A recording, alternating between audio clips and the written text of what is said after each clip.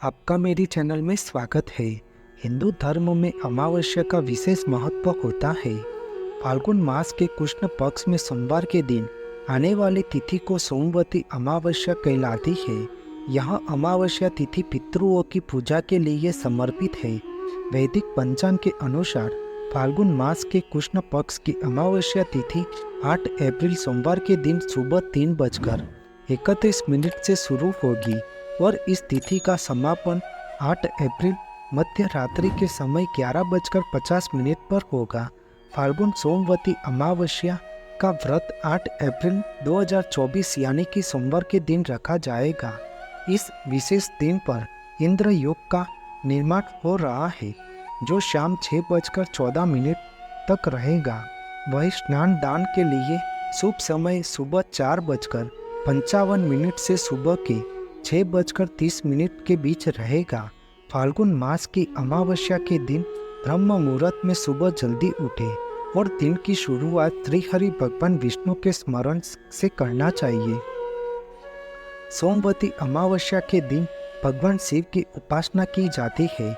ऐसी मान्यता है कि जो व्यक्ति सोमवती अमावस्या का व्रत रखता है, उसकी सभी मनोकामनाएं पूरी होती है, साथ ही अखंड सौभाग्य की प्राप्ति होती है। सोमवती अमावस्या के दिन कथा वार्ता या पाठ का श्रवण जरूर करना चाहिए। पौराणिक मान्यताओं के अनुसार इस दिन मनुष्य को गंगा, यमुना या अन्य पवित्र नदियों, जलाशय अथवा कुंड में स्नान करने का विशेष महत्व होता है।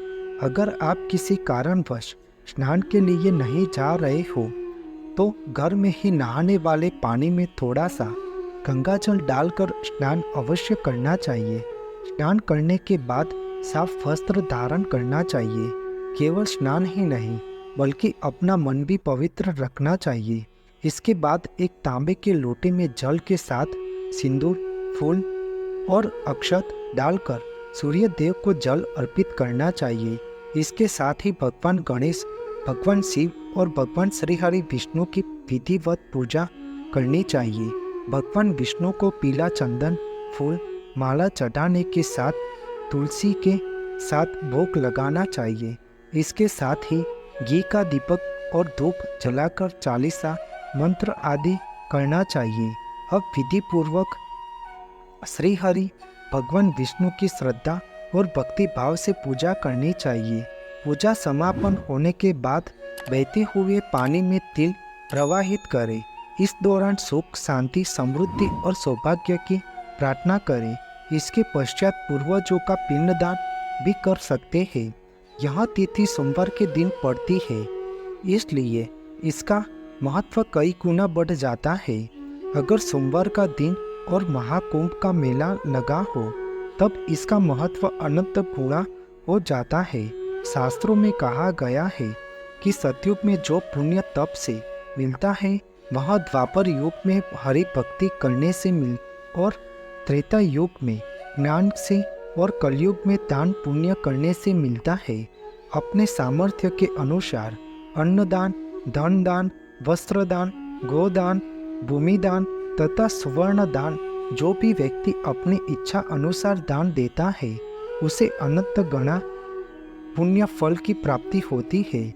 सोमवती अमावस्या के दिन पीपल के वृक्ष को जल चढ़ाकर उसकी परिक्रमा करें और पीपल के वृक्ष के नीचे घी का दीपक प्रज्वलित करना चाहिए। इस दिन किसी भूखे व्यक्ति को भोजन कराना बहुत शुभ माना जाता है। फाल्गुन मास के कृष्ण पक्ष की अमावस्या पर पितरों का तर्पण करने से उन्हें मोक्ष की प्राप्ति होती है। ऐसी धार्मिक मान्यता है कि पितृ पक्ष के दौरान घर के ईशान कोण में गाय के घी का दीपक जलाए। इससे पितर देव बहुत जल्दी प्रसन्न होते हैं। साथ ही वंशजों को सभी मनोकामनाएं पूर्ण होने का आशीर्वाद देते हैं। धार्मिक ग्रंथों के अनुसार पितृ पक्ष के दिन पितरों की कृपा पाने के लिए अमावस्या की तिथि उत्तम मानी गई है। सोमवती अमावस्या के दिन स्नान दान और पूजा पाठ के बाद मछलियों को खिलाने के लिए आटे की छोटी छोटी गोलियां बनाएं और घर के निकट किसी तालाब या नदी में जाकर मछलियों को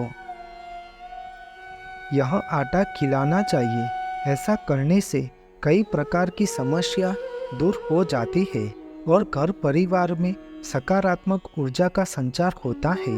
सोमवती अमावस्या की तिथि पर विवाह, सगाई, मुंडन और गृह प्रवेश जैसी सभी मांगलिक कार्यक्रमों को करने के लिए शुभ नहीं माना जाता है। लेकिन यदि लोग अपने पूर्वजों के लिए ऐसा करना चाहते हैं तो सभी पूजा अनुष्ठान, हवन, पितृदोष पूजा और यहाँ तक कि पिंडदान करना भी योग्य समय माना जाता है। मान्यताओं के अनुसार सोमवती अमावस्या के विशेष दिन पर समस्त शिव परिवार और माता लक्ष्मी को चावल की खीर का भोग अर्पित करना चाहिए।